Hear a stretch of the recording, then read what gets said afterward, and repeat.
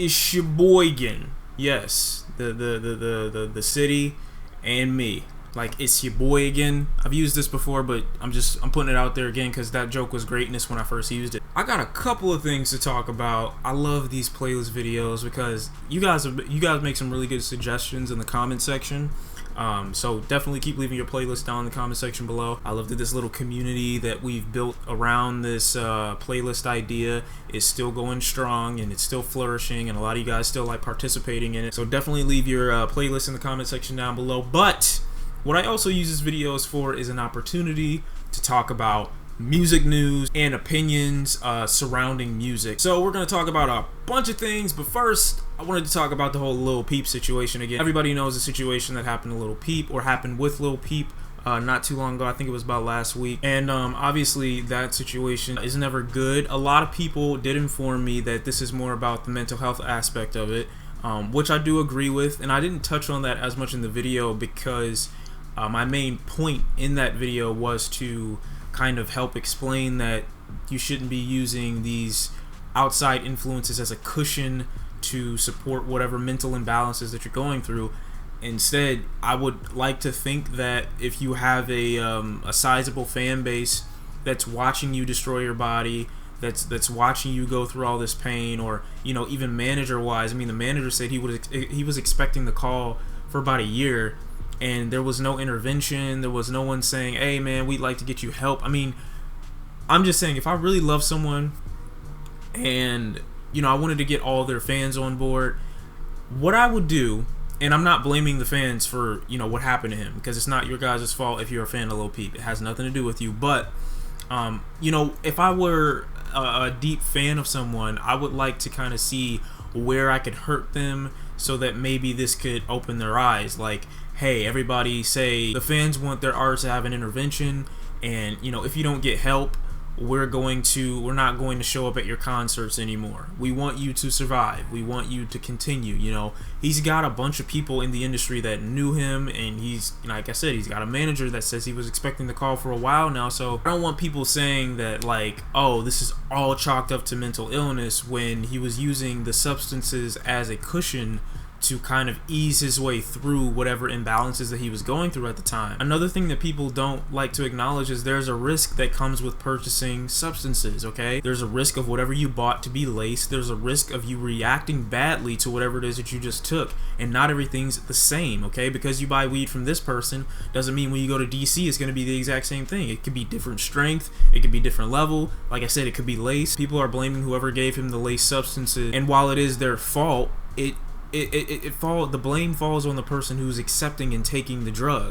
It's a sticky situation to be in. Nobody wants it to happen, but you have to look at the whole thing here, okay? It's not just as easy as blaming mental illness or blaming the person who laces drugs. It's a lot of it. It's a combination. But again, definitely rest in peace to Lil Peep.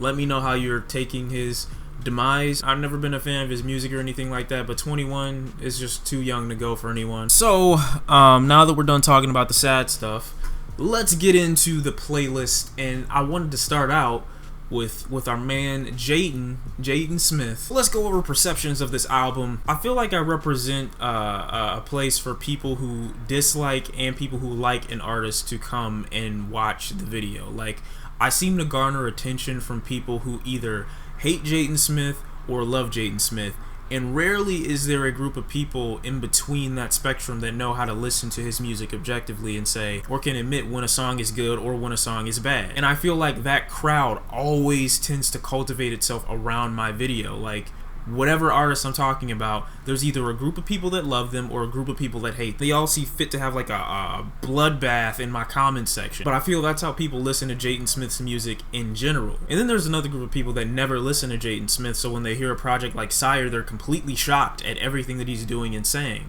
Where there are people like me who've seen, the black and white music video he uploaded when he was 13 years old, and it kind of been following slowly but surely his career ever since then. I mean, like I said, I haven't been a fan of the music music back then, but I made it a point to pay attention to him because I knew that he could improve. I knew that he could get better. So when I heard SYRE, I wasn't really shocked or surprised at a lot of the things that I heard on there, knowing from my past experience with this individual that he would likely improve. After giving myself the remainder of the weekend and listening to Jaden Smith's album a couple more times, I'm actually happy and glad I stuck with the score that I gave it, because I found myself cherry picking through more songs. I found myself kind of nitpicking, kind of trying to go to a specific song for a vibe. I noticed that like I was having less of an enjoyable experience listening to the whole thing all the way through. And like I said, none of it's hate, because I know criticism now is viewed as hate. If you don't completely love something, that means you completely hate it. There is no such thing as objectivity anymore, where you can criticize an artist without people perceiving it as hate, or you could just say you just flat out don't like something, or why did they do this or why did they do that, and it not be viewed as hate. Because at the end of the day, I still bought the album. Most of y'all just streamed it. I still supported the artist because I actually like Jaden Smith. I think he could still go further than this. But most of the people who are calling me haters didn't even buy the album. But the thing that I've found after listening to his project over the weekend was, I think that Jaden Smith is a dope character, but I don't know if people care enough about Jaden Smith to want to hear about this whole separate character that he's trying to create in this album. I think musically it shines so much, but when you look at Jaden's performance, it's not on the same level to me. But I'm definitely happy with the fact that he is experimenting and he's kind of cultivating his own thing. You know, I know a lot of people come into the industry and it's really easy to go along with the trap rapping side of things or the mumble rap side of things because it's easy. No one has to really understand, articulate, or relate to you for your music to be enjoyable. You just need to have a banging beat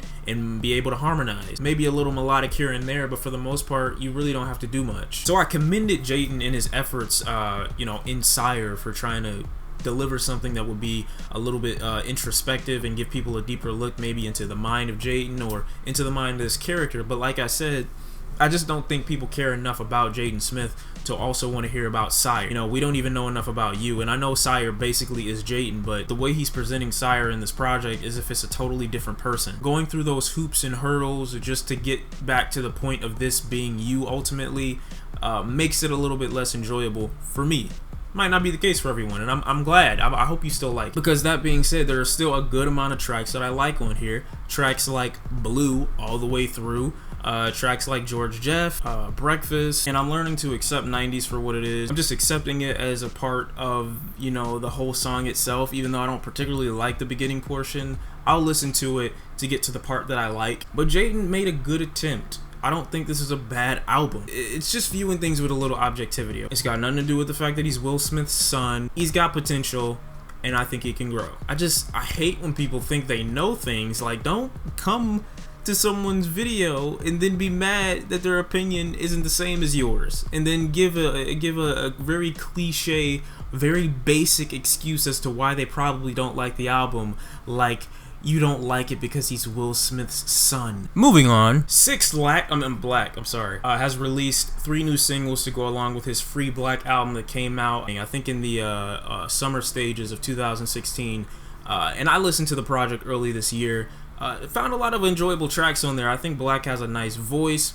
I think as far as the trap R&B flavor that he brings to the table, he takes it in a direction that's not so boring and basic and formulaic. Like, he actually adds a little bit of a spin to it. He manages to give you the trap vibe and the trap R&B flavor that everybody else gives you, while maintaining his identity. You know, a lot of people aren't able to do that. Most people sound like one another. Like, a lot of people see the similarities between Bryson Tiller and Party Next Door, Eli Solstray and Tyus, for instance. There's not many people that are pioneering this sound that actually have a bit of originality to them. People that are kind of distinct and that you can distinguish from amongst their peers. And I like the fact that Black has grown so much this year. I feel like he was so unknown when I listened to him, and now everybody knows who he is. But he's got 3 new tracks added to his Free Black album that continue with the same vibe. These tracks aren't anything crazy. I don't believe they'll be like the favorites for anyone, but I think they're nice additions, and if you want to hear some more Black, definitely give these a listen. The whole Black album is basically his trap R&B anthem, you know, and I like good amount of the songs on. For it to be this kind of album, I like a lot more tracks than I thought I would. The track on here with Banks being my favorite because her voice literally creeps into the track, and you barely notice it. Like, there's no change in momentum, there's no change in the vibe, there's no change in the energy. She just comes into the track and continues with him, and it's perfect. The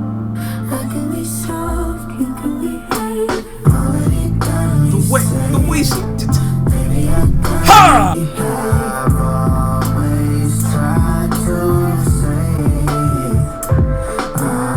The next bodies of work I wanted to mention in this playlist update is the Yes Lord NxWorries remixes. Now, if you're into any kind of soul music or R&B kind of vibe, definitely give Yes Lord remixes a listen. Now, listening to this project, you cannot get the exact same experience you get on the original Yes Lord that came out back in October 2016, I believe it was. What they've done with this project is just give a subtle remix, chopped some instrumentals, made a couple of them darker, remixed everything, and I really like the vibe of it.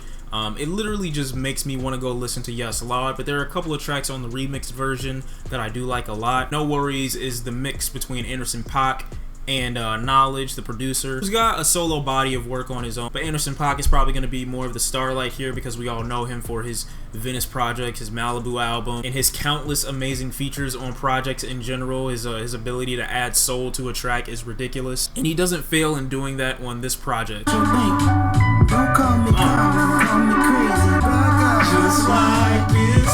Talk dirty to me. But while you're having fun listening to the remix version, do not forget to go back and listen to the instrumental. This is the only project I played for my father last year that he actually really enjoyed, so this must be good in some regard. I like it because no matter who I've played it for that's like young, around my age, we still managed to find like that rhythm and groove to where like we can get the attraction going and it not be an issue. Like, the music here is something that no one has an issue with or has.